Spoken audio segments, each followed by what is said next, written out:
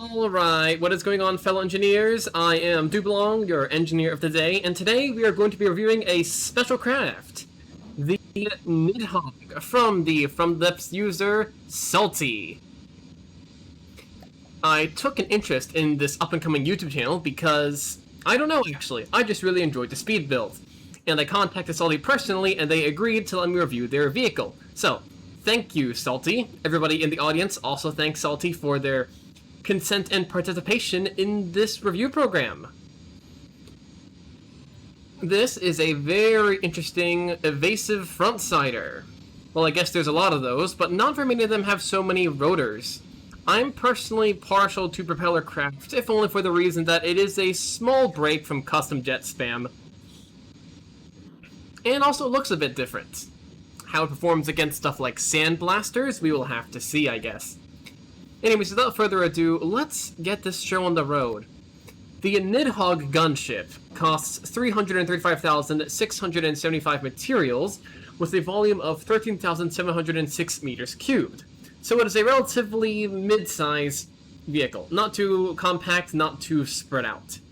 It has a firepower of 191.75, with about a third of that being missiles, sorry, a fourth, and the rest being APS, with a pair of giant guns. It also has a modest armor cost of 22.2%. It is decently fast for a thruster craft, or I guess you would call it an airship, a flying vehicle. 71 meters per second top, and 62 meters per second cruise. Interestingly enough, it actually does use the cruise speed functionality, burning only a third of the power use and less than a quarter of the custom jet use when it's in cruise mode. Very interesting. I guess this is a very nice use case in case you want to save quite a lot of materials. 10,000 power at, say, 400 power per material saved is the equivalent of about, let's see, 10,000 divided by 400, I should be able to do math, 25 materials per second. That's the equivalent of a small resource zone you can save just by switching to cruise mode. Very cool. I haven't seen very many people use this, although one thing to note right now is that we are burning materials like, nobody's business. This thing can create a ton of power, but since we're not under load right now, it has a not very good 292 power per material. 'Tis the plight of every single steam engine out there. Nonetheless, with all of the main parameters out of the way, I think it is high time to move on to the subsystems. So let's get that started. From bow to stern, we have our... First of all, we have a couple of munition warners to warn us about munitions. Or these... No, these are laser warners, my bad. Munition warners are over here. Then we got some smoke dischargers, dispensing max smoke to get rid of those annoying lasers. And then over here we have... Let's see, should we talk about the jets first or the guns? I guess we should talk about the guns first, because everybody cares about the guns. We have a pair of 300mm APHE railguns with a firepower of 69 each. They fire, as I said, APHE. No emergency extraction defuse, although these are zero-clip guns, which means that they don't use any clips. They use only auto-loaders. These fire moderately fast velocity, that is, at 999 meters per second with a KDAP of 230,140. That is not quite enough to break through a heavy armor beam.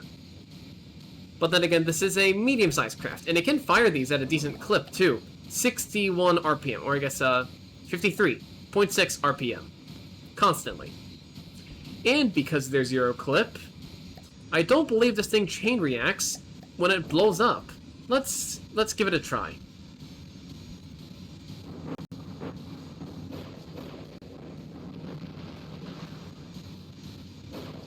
I mean, you're seeing that some damage is being done, and actually, we might have just lost all the connections. No, we haven't, actually. We haven't lost all the connections to the autoloaders because the autoloaders connect to the autoloaders. Isn't that convenient? So, one little benefit, zero clip is relatively redundant in that regard.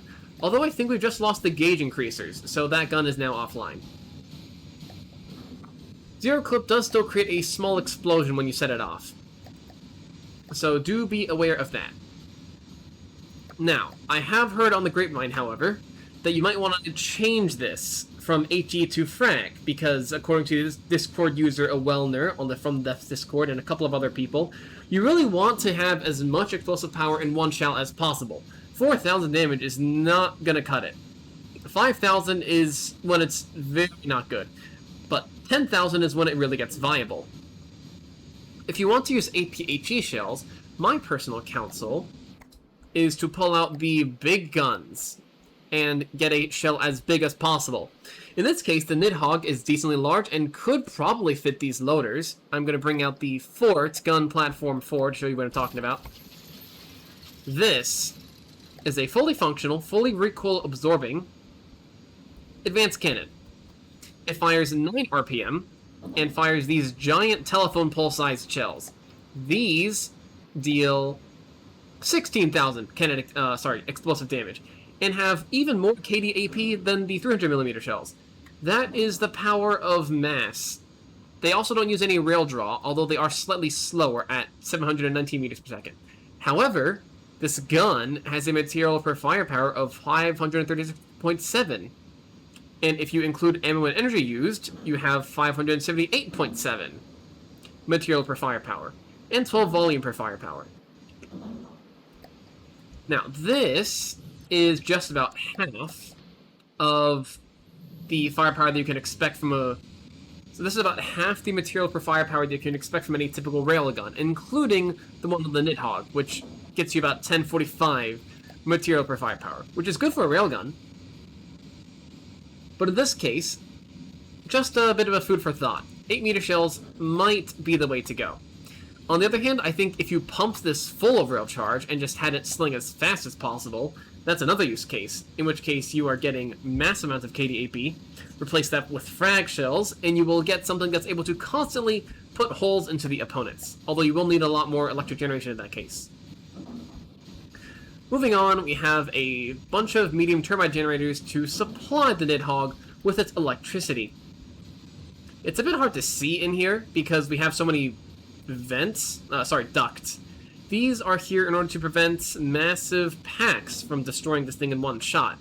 But you may have heard from the Discord as of now that pierced weapons and pierced cheese, as it were, is getting reworked. Because this apparently is not how you're supposed to play the game. Speaking of not how you're supposed to play the game, we have ducted air intakes, but for some reason this one's not actually ducted. You need a duct actually attached to this air intake in order to be ducted, you see. It's a bit of a problem. Although, let me test something real quick. Oh, I guess the regular air intake doesn't work here. It was worth a try. But, just for reference, you could actually have just a 3x3 air intake duct here, because you are losing 20% of your thrust immediately here. That is free power that you could acquire immediately.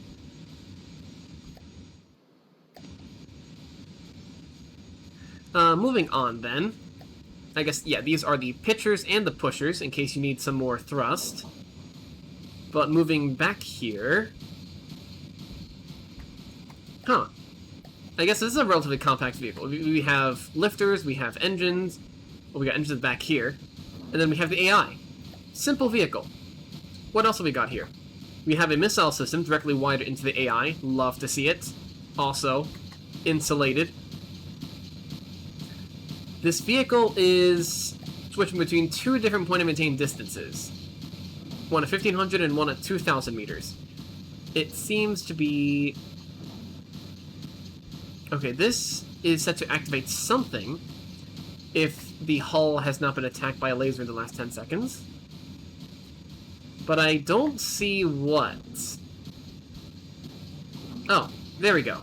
Is it this one?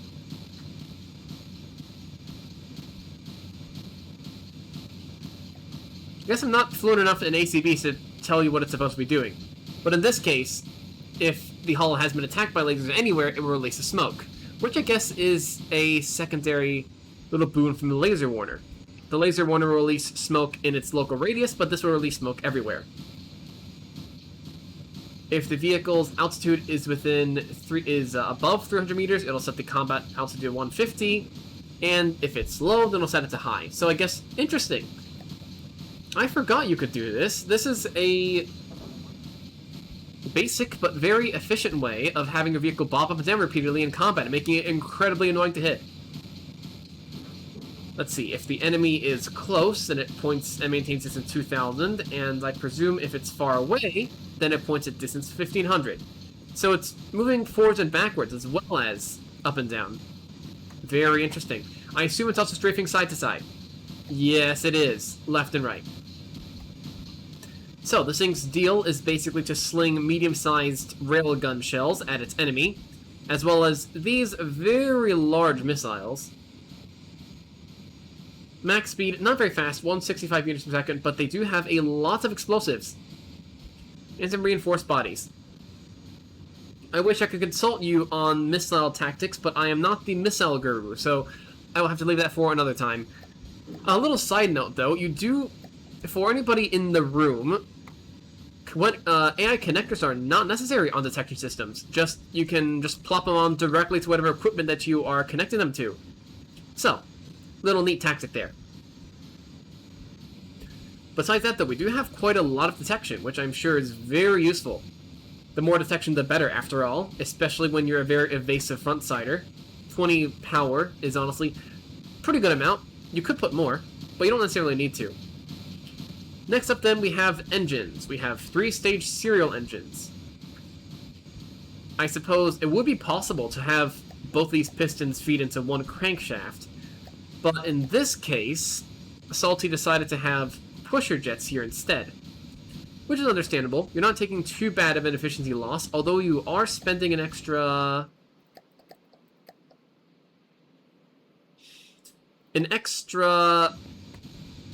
What is this?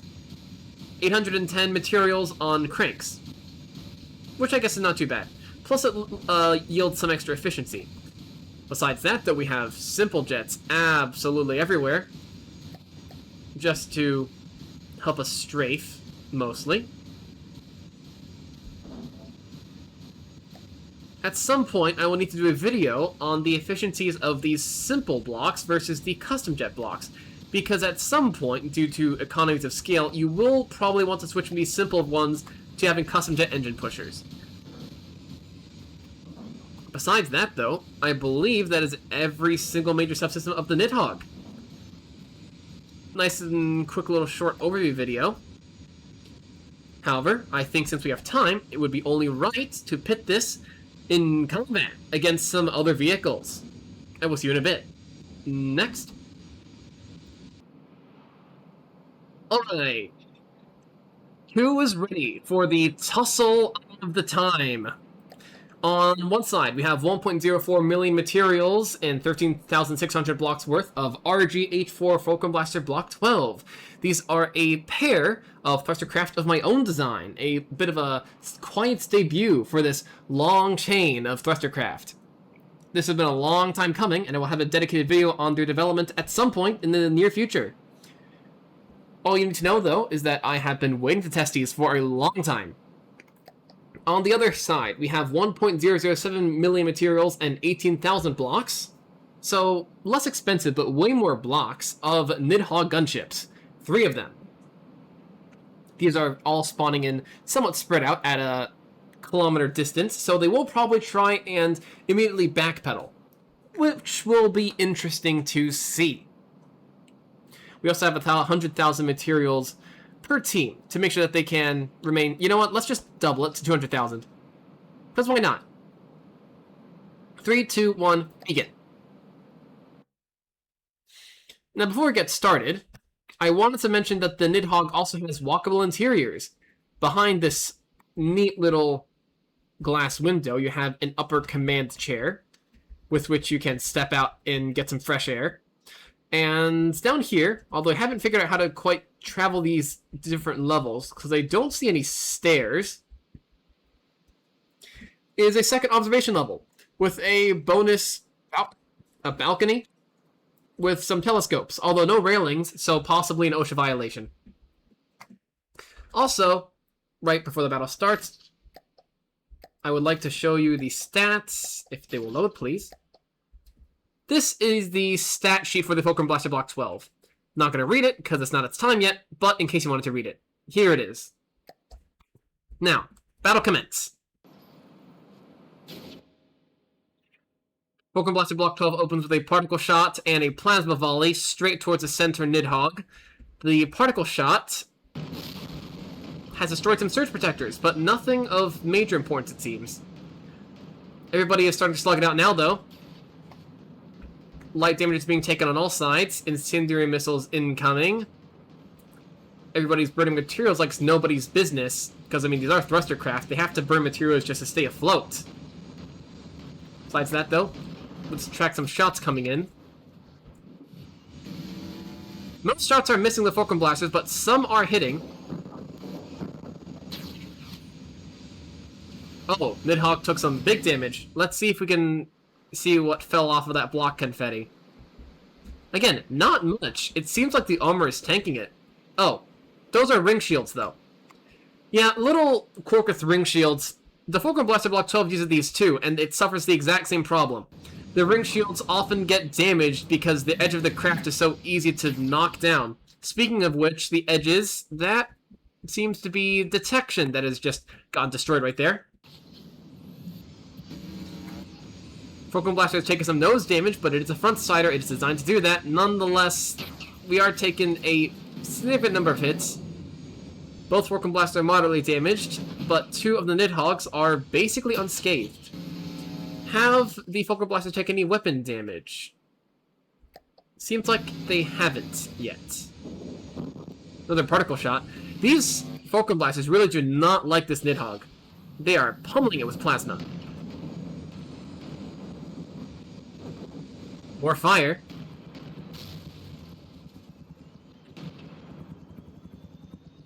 Now, admittedly, the Fulcrum Blasters were designed specifically to basically counter this type of evasive front-sider with their giant particle cannons and relatively fast plasma cannons. So, this isn't an entirely level-headed matchup. However, I will also note that the Fulcrum Blasters are supposed to be able to dodge weapon fire, and they're not quite doing that. I guess, the evasive pattern is not quite keeping up with the rapid fire and decent velocity of these high-explosive APHE rounds. That's what I get for trying to cast some shade on them, I guess. And it's certainly Evasion does not do well against missiles. Nonetheless, the Fulcrum Blaster's weapons appear to be fully operational.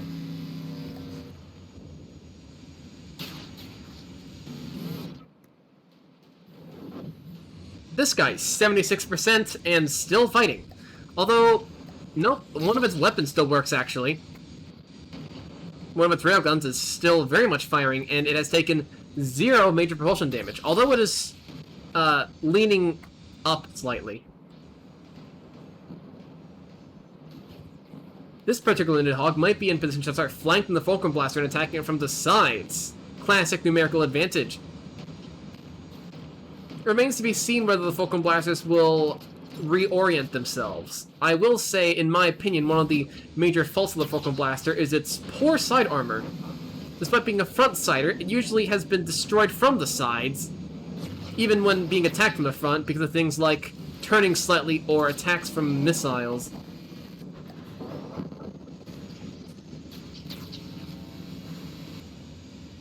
Fulcrum Blasters are at 95%, and Nidhoggs are 87%. Although it seems like no fatal damage has been taken by either side just yet. That is quite scary, though. Sometimes I wonder if the Fulcrum Blasters are going to bloom on bloom each other by accident. Oh, massive hits at the sides. Did that take out anything? Not quite yet. Surprisingly enough, the turret caps on these cannons are doing some work, considering they are only one heavy armor block. I wanted to keep the turrets low profile for aesthetic reasons, but sometimes I wonder if I should just mimic in more blocks, honestly. Nonetheless, hasn't bit us in the behind so far. Oh, although Fulcrum Blasters are now going down to 90% health, and one of them is fully flanked. Is it attacking the Nidhogg that's at low health? I wonder? How do I check such information? Nope, this Nidhogg is at 95%, so the blasters are... This blaster is focusing on it. Seems like the battle has devolved into a pair of... I guess a pair of separate battles, is what I would say, but the Nidhoggs are now switching targets.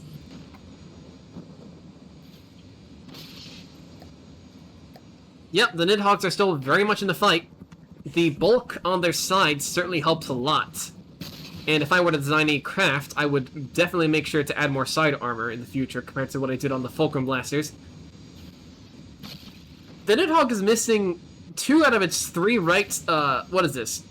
2 out of its 3 lifting propellers on the right side, but it is still able to fly, which is very impressive.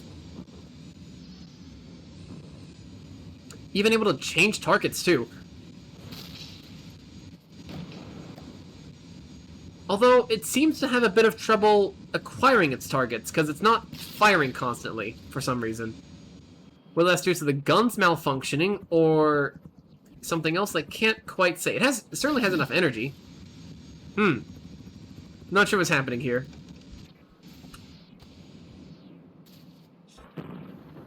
The Fulcrum blasters are focusing on the other Nidhogg over here.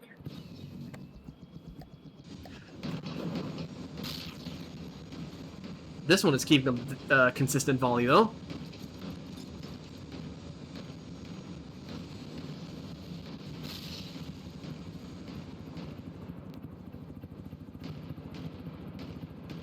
Incoming missiles, let's track them in.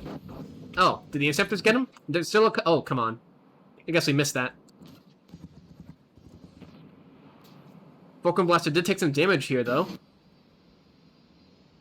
Although that seems to be mostly detection. Surprisingly enough, the Fulcrum Blasters... Okay, the laser got damaged, but its pack and its plasma are still fully operational.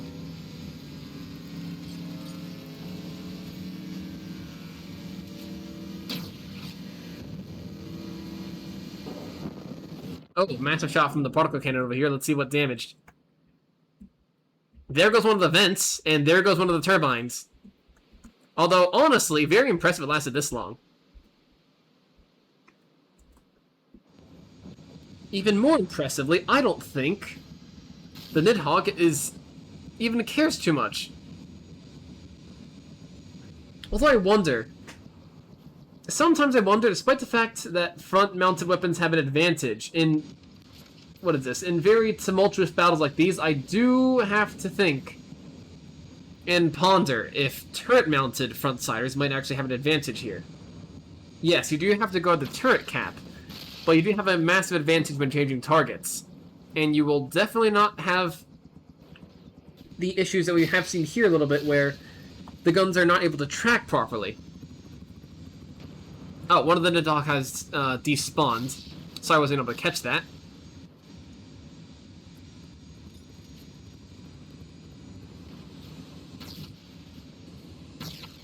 I think the key factor in this battle was simply the fact that 900 meters per second APS, even though it is pretty high velocity, is still not quite able to take care of evasive frontsiders. In these situations, you definitely want plasma and particle cannons. Which, I mean, I suppose to an experienced front depth player is not quite a surprise. If we put the Nidhogg against ships, I'm sure it would do much better.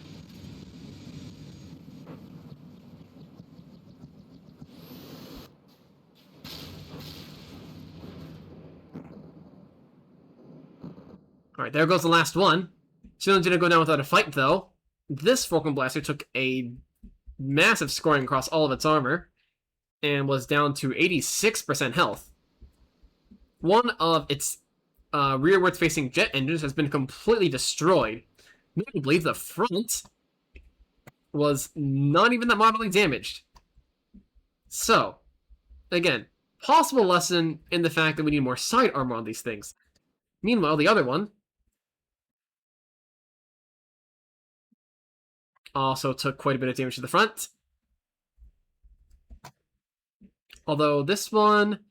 Yep, this specific rear end of the Fulcrum Blaster seems to be a weak point, because I don't think I was even able to put extra armor beam slopes on here. There's only a heavy armor beam slope here. Nonetheless, a very educational battle experience. And I would say the Nidhogg did very well, despite the lopsided advantage on the Fulcrum Blaster side.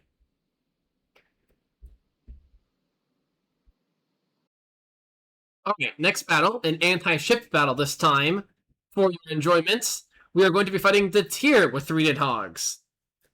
You will know how the tier performs, or I guess how it's built, if you have watched my ship review video. Shameless plug, I guess. I'll begin. Nidhogg manages to dodge that railgun barrage without very much consequence, although it's taking the next few. No critical damage, though. Although, yes, those railguns are not to be messed with. Oh, drat. Did one of the lucky shots disable one of its barrels? Nonetheless, the other ones are piling in the damage.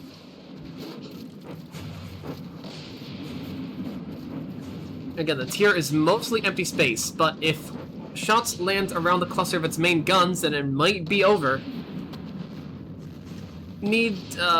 Worth to mention, though, the Nidhogg does need quite a few hits in any given area to get through to those turrets. Nidhogg has the health advantage currently. The tier is taking it. Let's follow one of these railgun shells in. Okay, some of them hit, but about half of them missed. That, my friends, is the advantage of the Nidhogg. It can dodge. It is dodging pretty well, actually.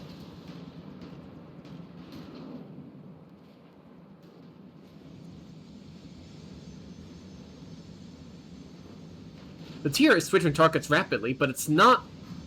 Okay, sometimes it's still able to catch the Nidhogg, though. However, the tier is now at a 6% health disadvantage. I believe I'd have even taken a couple of hits to the turrets. Although evidently not fatal ones.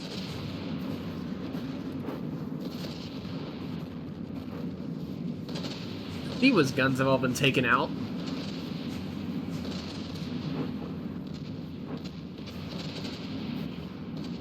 More damage being piled in. Shell after shell. Lots and lots of tiny hits.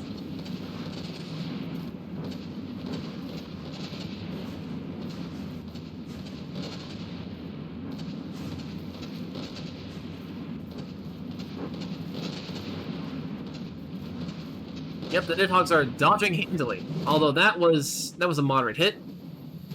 The armor seems to be doing its job most cases. Although, several of these Nidhoggs have taken damage to their guns.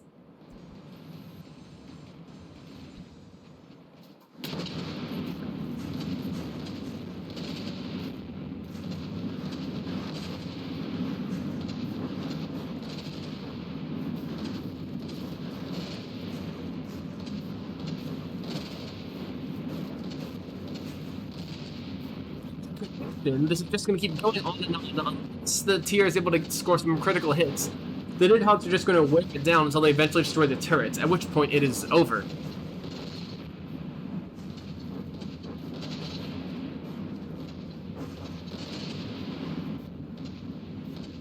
The Nidhoggs are now up to a 14% health lead.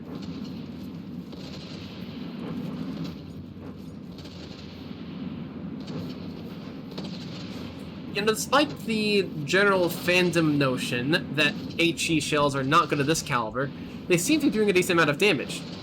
Although a decent amount of the damage is going to come from the kinetic damage regardless.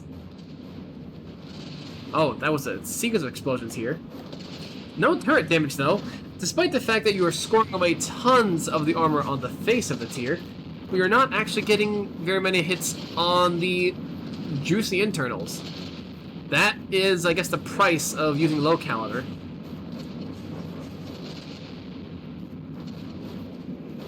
Huh.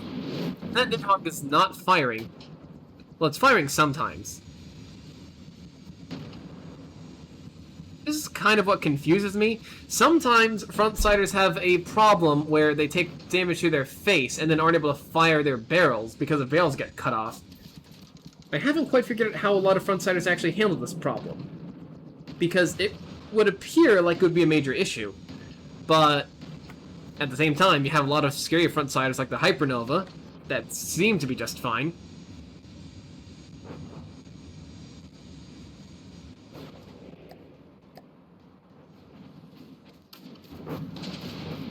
The tier is immobile, but it is still able to fire all of its guns. Oh, it has taken a couple of hits to the turrets, though, and one turret is down completely. I believe, yep, I think that's AI dead. They destroyed the AI before they destroyed it. Well, they just destroyed one turret, actually. 2 turrets. And that is a victory for the Nidhoggs. I believe the tier should be despawning soon.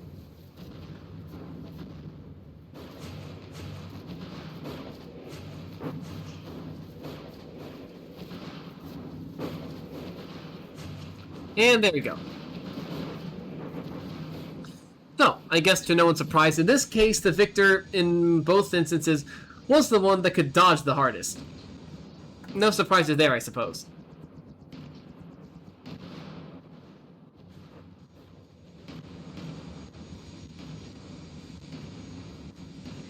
Oh, to note though, the Nidhogg did lose both of its forward-backwards propellers, which might be a small weakness. Although it wasn't a fatal error, or a fatal amount of damage taken in this case, and it only did happen to one of them. Still though, very interesting fight, to be sure.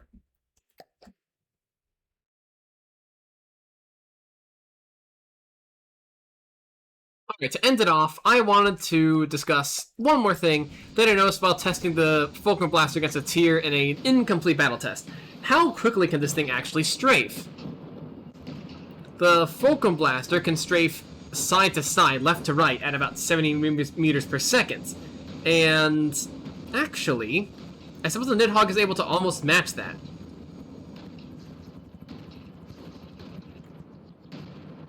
I guess I was a little bit confused, because the Nidhogg was subtly able to dodge most of the tier's shells. The Fulcrum Blaster couldn't dodge most of the Nidhogg's shells, but the Fulcrum Blaster could dodge most of the tier's shells. And it seemed to be dodging more than the Nidhogg was, but in any case, I guess in any case, the evasion for both of these craft seems to be pretty good. I would say the main downside here is that left and right... No, I guess there's no left and right velocity here. That's a bit unfortunate. So though, I think if you wanted to make this thing just a little bit more evasive, you would want to beef up the left and right evasion. And I think the battle kind of proved that.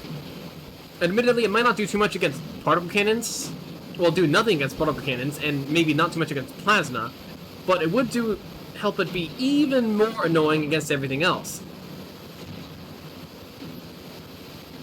I mean, pair this absolutely unrivaled up and down bobbing with some even better left and right bobbing, you might get something extremely threatening.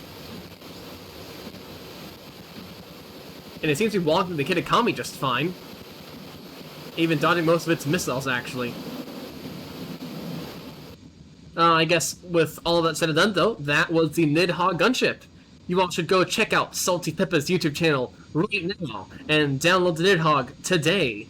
I'm sure Salty Peppa will have even more fun craft for you to try later on as well.